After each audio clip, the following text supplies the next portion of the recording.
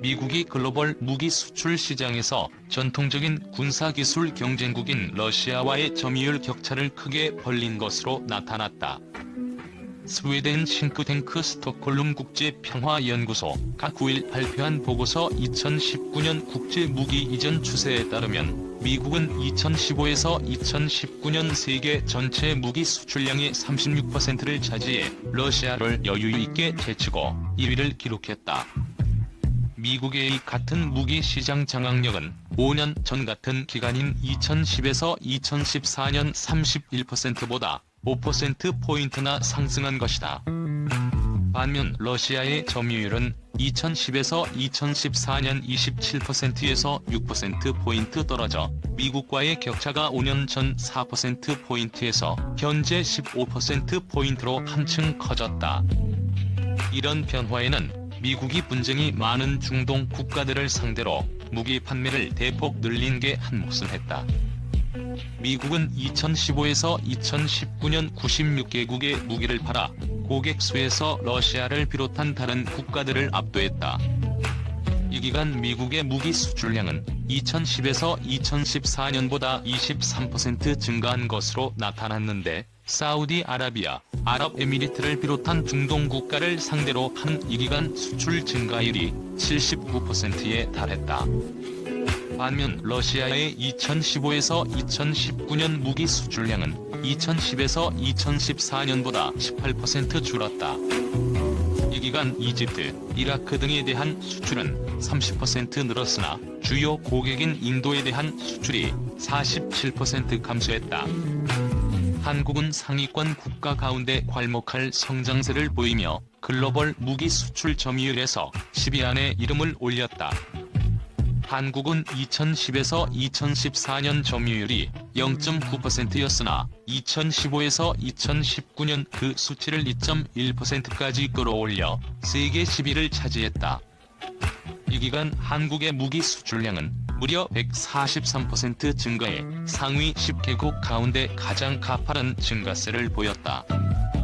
한국에서 무기를 사가는 국가는 2010에서 2014년 7개국에서 2015에서 2019년 17개국으로 증가했다. 특히 한국은 2005에서 2009년, 2010에서 2014년 수출의 과반이 터키에 집중된 것과 달리 2015에서 2019년에는 영국, 이라크, 인도네시아 등으로 고객을 다변화했다. 한국은 세계 전체 무기 수입량의 3.4%를 차지해 7위를 기록할 정도로 수출만큼 수입도 많은 국가로도 주목을 받았다. 미국과의 패권 경쟁이 거론되는 중국은 2015에서 2019년 글로벌 무기 수출 점유율에서 5.5%로 5위를 기록했다. 이는 프랑스, 독일보다 낮지만 영국, 스페인, 이스라엘, 이탈리아보다 높은 수치다. 중국은 2010에서 2014년 무기 수출량이 2005에서 2009년보다 133% 늘었으나 2010에서 2014년부터 2015에서 2019년까지 증가율은 6.3%에 그쳤다. 중국이 무기를 파는 국가들은 2010에서 2014년 40개국에서 2015에서 2019년 53개국으로 늘었다. 수출은 동남아시아 파키스탄, 방글라데시, 아프리카 알제리에 집중됐다. 전 세계 무기 수출량은 2010에서 2014년보다 5.5%, 2005에서 2009년보다 20% 증가한 것으로 나타났다. 사우디는 2015에서 2019년 무기 수입량의 12%를 차지해 이 부문 1위에 올랐다. 인도, 이집트, 호주, 중국, 알제리, 한국, 아랍에미리트, 이라크, 카타르가 차례로 10위권을 형성했다.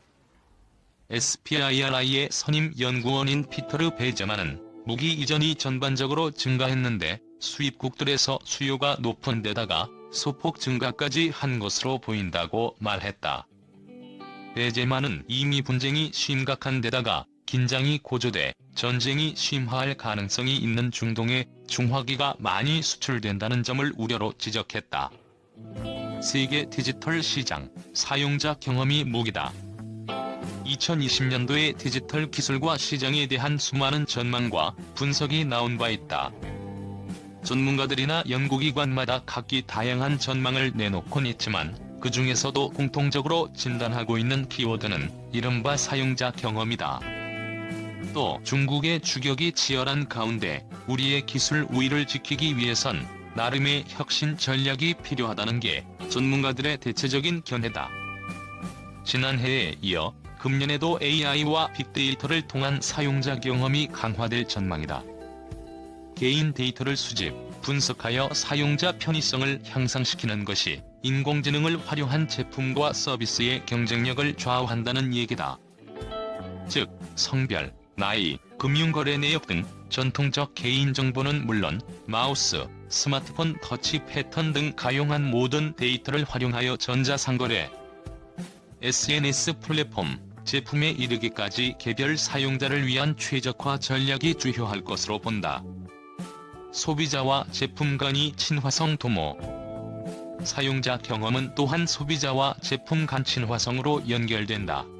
개인정보를 활용한 온라인 마케팅을 넘어 생활가전, 모빌리티, 사물 인터넷 영역으로 소비자와 제품 간 친화성을 강화하는 전략이 그것이다. 실제로 LG전자 등은 지난 CES 2020에서도 소비자의 사용자 경험 축적을 통해 스스로 학습, 진화하는 제품을 다량 출시, 눈길을 끌었다.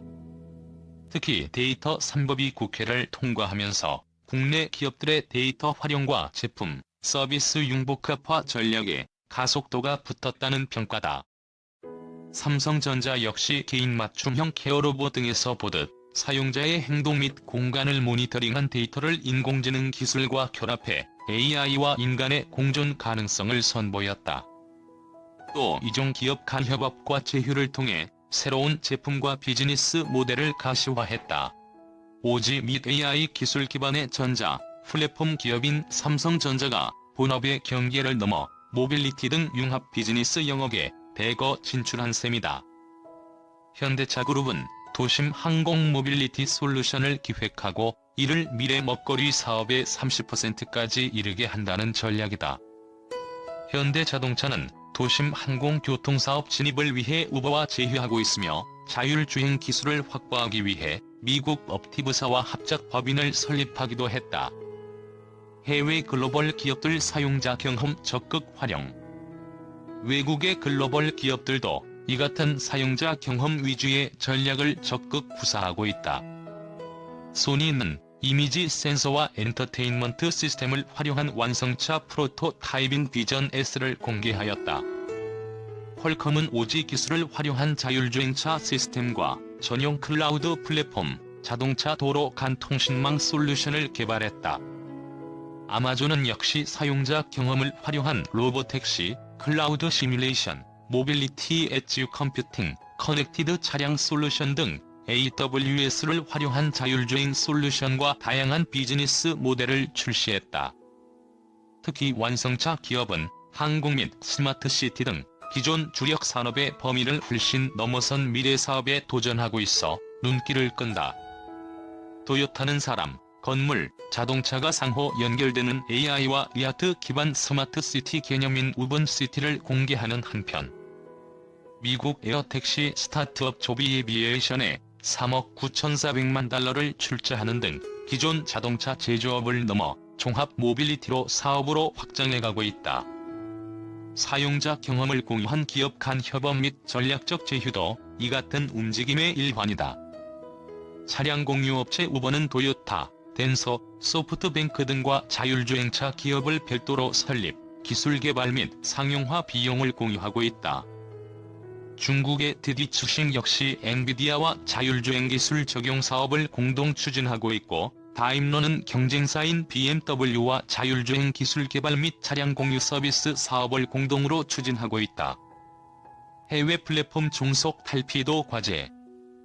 특히 한국 기업들은 이 같은 사용자 경험을 바탕으로 기술 혁신에 주력하되 중국의 맹렬한 추격을 따돌리기 위한 나름 전략이 필요하다는 지적이다. 또 미국 등의 거대 글로벌 기업에게 기술적으로 종속된 현상을 속히 탈피해야 한다는 주문도 잇따르고 있다. 현재 중국보다 경쟁 우위를 보이는 영역 대부분은 부품에서 완제품으로 이어지는 조달과 생산 활동이다. 그 과정의 핵심 기업이 차세대 제품에 대한 국내 투자를 지속할 수 있도록 핵심 인력 공급 체계를 혁신할 필요가 있다는 조언이다. 반면에 우리가 취약한 부문으로 평가되는 소재, 부품, 장비는 조달 다양성 및 기술 역량 등을 고려한 투자 포트폴리오를 통해 기술과 품목을 확보하는 전략을 추진할 필요가 있다.